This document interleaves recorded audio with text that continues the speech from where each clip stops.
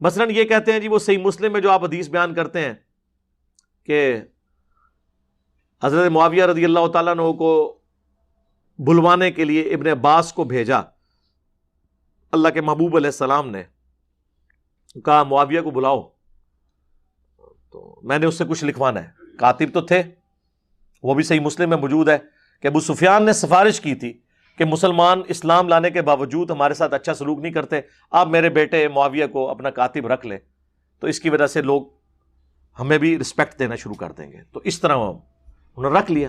کاتب کے الفاظ ہیں، کاتب وہی کہ نہیں، کاتب وہی کہیں اور ہے، وہ میں بعد میں بتاتا ہوں۔ تو کاتب جب رکھوا لیا تو مسلم شریف میں ابن عباس کو بھیجا، وہ کھانا کھا رہے تھے، انہوں نے کہا یا رسول اللہ وہ تو کھانا کھا رہے ہیں، آپ نے کہا کہ اسے بلا کے لاؤ۔ دوسری بار گئے تو انہوں نے کہا میں تو کھانا کھا رہا ہوں۔ 3 بار ایسے ہی ہوا۔ چوتھی بار آپ کی مبارک زبان سے الفاظ نکلے، خدا اس کا پیٹ نہ بھرے، یہ الفاظ ہیں۔ وہ کہتے ہیں نہیں جی مسلم شریف میں اوپر ایک حدیث ہے کہ نبی علیہ السلام نے کہا اے اللہ میں بھی ایک انسان ہوں، بعض اوقات میری زبان سے کسی کے لیے کوئی ایسے الفاظ نکل جاتے ہیں، اگر میں بدعا کسی کو دے دوں تو اسے دعا بنا دینا۔ تو یہ حضرت معاویہ کو دعا دی تھی، بیسیکلی ہے بدعا تھی لیکن دعا بن کے لگی۔ ہم کہتے ہیں وہ حدیث آپ ذرا غور سے پڑھیں، اس حدیث میں الفاظ ہیں کہ اے اللہ میں اگر کسی کے بارے میں ایسی بات کر دوں اور وہ اس کا اہل نہ ہو، ورنہ تو حضور کی ساری دی ہوئی بدوائیں دعائیں مان جائیں گی، پھر تو حضور کو بدوا دینی ہی نہیں چاہیے۔ پھکی والا جواب ہے، اگر وہ اہل نہ ہو تو اسے دعا بنا دینا، اور اگر اہل ہوگا تو بدعا لگے گی۔ تو ہم محدثین سے ہی پوچھ لیتے ہیں کہ یہ کیا تھا۔ اگر یہ کہتے ہیں نا کہ دعا بن گئی تھی تو ہم پھر بتاتے ہیں دعا کیسے بنتی ہے۔ اگر یہ دعا ہے نا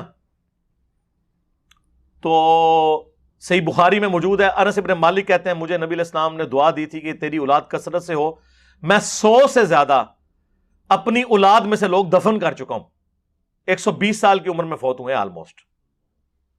تو یہ دعا نظر آ گئی نا کثرت اولاد کی، تو اتنی کثرت سے ہوئی کہ 100 زیادہ دفنائے ہیں، تو اور بچے کتنے ہوں گے، جبکہ چھوٹی عمر میں شادیاں ہو جاتی تھی اس وقت، اور 1 سے زیادہ لوگ شادیاں عرب کے کلچر میں کرتے تھے۔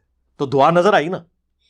اب یہاں پہ اس دعا کی اگر یہ دعا بنی ہے نا، پھر یہ ہوگا کہ حضرت معاویہ رضی اللہ تعالیٰ عنہ ایک لقمے ہی لگاتے تھے تو ان کا پیٹ بھر جاتا تھا، یہی ہونی چاہیے نا۔ یہ خدا اس کا پیٹ نہ بھرے، اس کا الٹ کیا ہوگا کہ تھوڑا سا بھی کھا لے تو اس کا پیٹ بھر جائے، یہی ہونا چاہیے نا۔ یہ دعا تو پھر اس سے ہی بنے گی نا، ریورس بنتی ہے نا۔ کسی کا کھانے کے باوجود پیٹ نہ بھرنا، یہ تو بدعا ہی ہوگی نا، وہ ریورس ہوتا ہے اس کا۔ دعا بن گئی تو پھر تو یہ ہوگا کہ وہ تھوڑا سا کھاتے تھے ان کا پیٹ بھر جاتا تھا۔ تو جناب آپ کتاب الاوائل کھول لیں، امام ابن ابی عاصم کی کتاب، یہ پہلے 300 سال میں مسلمانوں کے بڑے محدثین میں سے ہیں، اہل سنت کے ائمہ میں سے ہیں۔ انہوں نے باقاعدہ وہ ساری روایتیں جمع کی ہیں کہ کتاب الاوائل کے جو جو کام پہلی دفعہ ہوئے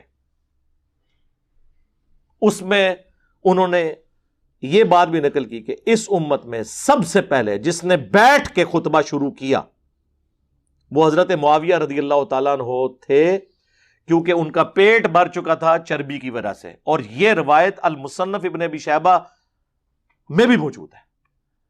تو پریکٹیکلی ان کا پیٹ بڑا ہو گیا تھا، وہ کھڑے ہو کے خطبہ نہیں دے سکتے تھے، کھڑے ہو کے خطبہ دینا سنت ہے جمعے کا، ان کو بیٹھ کے ممبر پہ خطبہ دینا پڑتا تھا۔ تو آپ کیا سمجھتے ہیں یہ دعا اسی طریقے سے لگی ہوئی ہے؟ اور پھر یہی حدیث دلائل النبوہ میں ہے، امام بیہقی کی کتاب میں۔ امام بیہقی نے ایک کتاب لکھی ہے 3500 احادیث پہ مشتمل، دلائل النبوہ۔ اس کتاب کے اندر انہوں نے نبی علیہ السلام کی غیبی خبریں نقل کی ہیں کہ آپ علیہ السلام نے کوئی پریڈکشن کی اور وہ اسی طریقے سے منوان پوری ہوئی۔